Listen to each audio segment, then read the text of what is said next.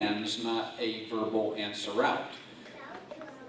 Barry has ripped the tape off his mouth, so he can't participate. All right, here we go. Number one. Anybody can answer out on this. The Mickey Mouse Club premiered in 1955 as a one-hour show on ABC. Who was the adult Mouseketeer who was the host?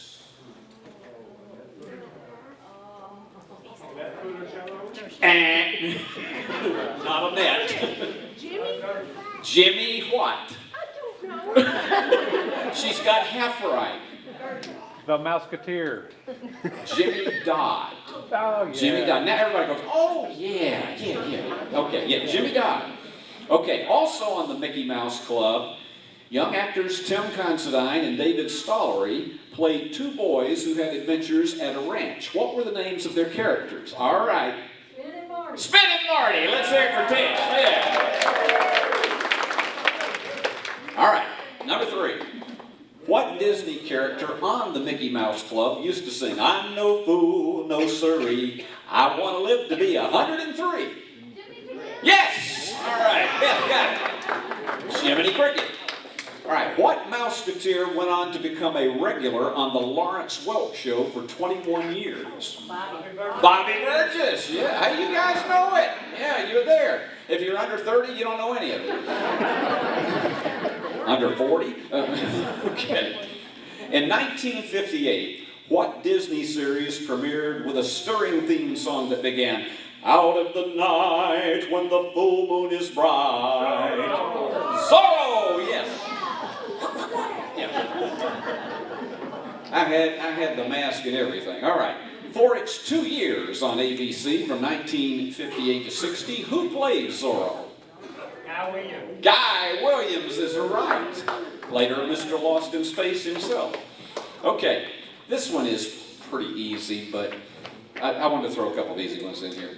Walt Disney's first weekly series for television in 1954 was called Disneyland. It later became Walt Disney Presents. But when it moved in 1961 from ABC to NBC, what was the show called?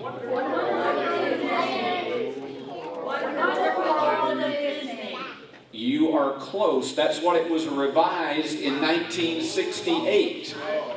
What was it in 1961 when they moved it? You're close. Of color, yes. That's one of those where you have to give a preposition as a help, as a hint. Otherwise, they'd never get it. Okay. What Mouseketeer went on to play the female lead in the 60s beach party movies? You know they know that. All right. In the closing theme, now some of you guys, you may can cheat on this one, but in the closing theme of the Mickey Mouse Club, two child Mouseketeers always sing, now it's time to say goodbye to all our company. What was their first names? Cubby, number one. Who's the other one? Who's the girl? Susan? No. Darlene. No, not Darlene. She was older. Oh, was it Annette? Not Annette. Cubby O'Brien was one of them. You're right. Karen. Cubby and Karen. Yeah, they had their names on their shirts. Why do you remember that? Okay. Now, this is the one that you can really cheat on because, and if you don't, then I'm going to send you for counseling. In the final lyrics of the Mickey Mouse Club theme, the Mouseketeers sang M-I-C, and Jimmy Dodd said, see you real soon, K-E-Y, and Jimmy said, why? Because we love you. No! We like you! He didn't love you, he just liked you. I have to talk to Jimmy about that. Okay. Every day was designated as a different day on the Mickey Mouse Club. What day of the week was Talent Roundup Day? Friday, that's right. That was the last day of the week. They bring in talent from all over the country to appear. Okay, we're getting close to those last three. All right, Cheryl Holdridge was one of the Mouseketeers, but a few years later, she played high school student Julie Foster, who was the sometime girlfriend of a character on what extremely popular family comedy series that you can still see on MeTV. Cheryl Holdridge, and in a later series that was in primetime for 6 years, played Julie Foster. Love boat. That's too late.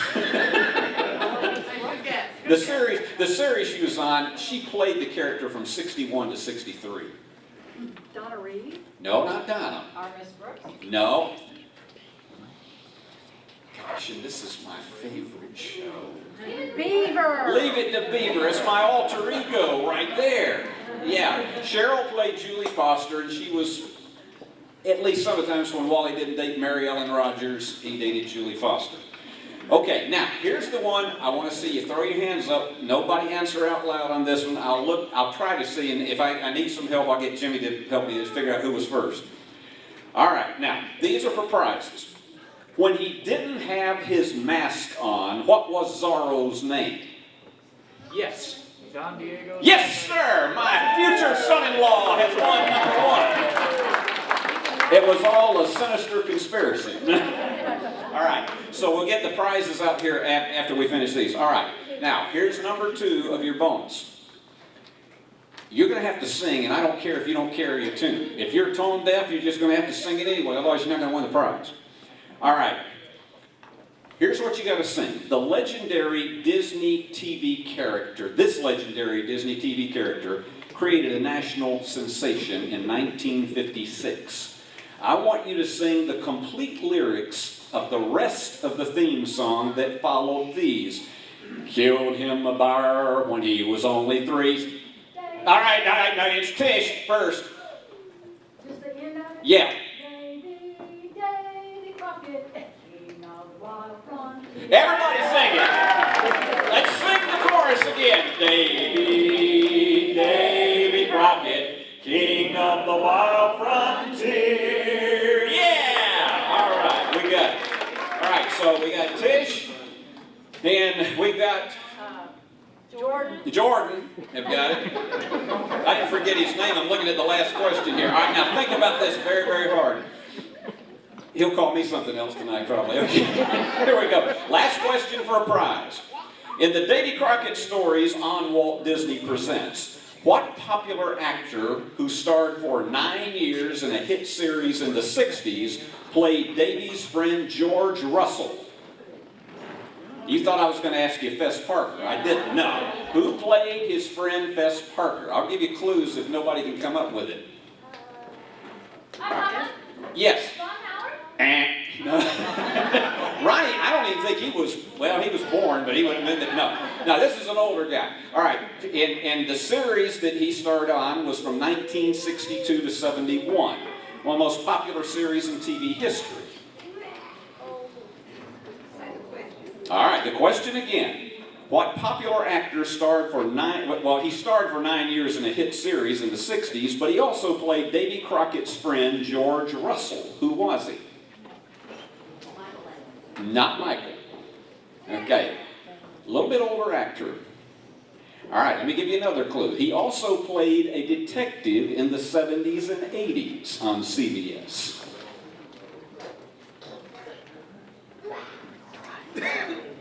All right, I'm going to give you the ultimate clue here, since all of you look like that you are about to try to sing a song. Yeah. No, not Andy. Did you have your hand up, Jacob? Who did? Is it the guy that played Candy? No, not Bill Conrad, not him. All right, you're getting almost all of them. Kathy. The guy that played him, lost my train of thought, Barnaby Jones and Jake Clampett. Buddy Ebsen. That is exactly right. Kathy got it. Buddy Ebsen. Yep. All I got to say to you, Kathy, well, don'ts. All right. So all of you can get your prizes at the end of tonight's show. Thanks for playing trivia with us. Thank you, Steve. Good hand for Steve Beverly. You might think he spent hours and hours and hours researching all that stuff, but you know, he knows that kind of thing. He lives that kind of thing. Thank you, Steve. Appreciate that. You had me stumped on a couple of them, and I've got the iPad with all the answers on it. This production tonight is brought to you by the Aldersgate Adult Ministries Committee.